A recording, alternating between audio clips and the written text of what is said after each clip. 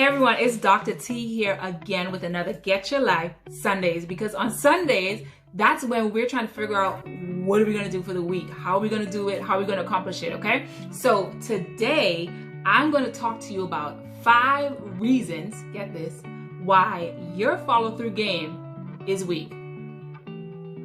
Yeah, so I need you to get your pens, get your papers ready, because you need to figure out which one of these, or 2 or 3, you're struggling with, okay? So I'm jumping right in. Number 1, you do just enough. That's it. You do just enough that works for you, but no. Let me give you an example. So for me, I like to read, and I would start reading a book and I'll get halfway through, I got this momentum going, but then I'm like, next book. Like I just totally switch gears. I leave a half-read book, push it to the side, and that's not cool. So what is it that you're doing just enough with that you need to just amp up a little bit more, okay? Number 2, you lost sight of your why. Why are you doing this? Why are you doing these goals? What is your why? Sometimes we need to reel it back a bit and remember why we even started in the first place, okay? Build that momentum, whatever you need to do. What is it that motivates you? What is it that will sustain you once you get started? These are key things that we need to know, okay? Number 3, you feel the weight of the imposter syndrome. It's real. I get it.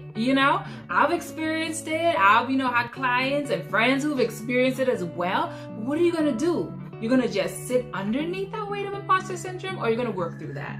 That's a question that you need to ask yourself as well. And typically when you start something new, that imposter syndrome kind of creeps in a bit. I remember when I first started teaching and, all this stuff fresh out of school, I had that heavy weight, but, I just kept on going. So how are you going to release the weight of imposter syndrome? All right. Number 4, you give in to the weight of your distractions.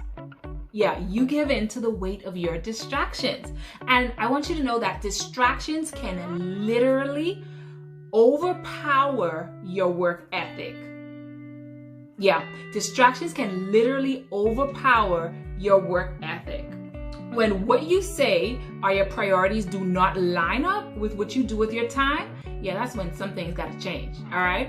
So I've heard this sometime this week about a 20-second rule where you give your distractions 20 seconds worth of time, because you have an understanding that your distractions can impact your time, your energy, and your attention, and we don't have time for that. We don't have time for that, okay? So, yeah, number 5.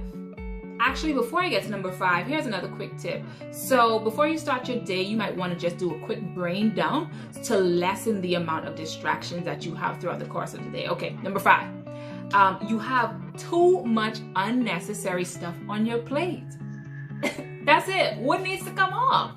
Too much. You say yes to everything. You're a yes woman. Like all the everyday people can count on you to do stuff for them. But when are you going to choose yourself?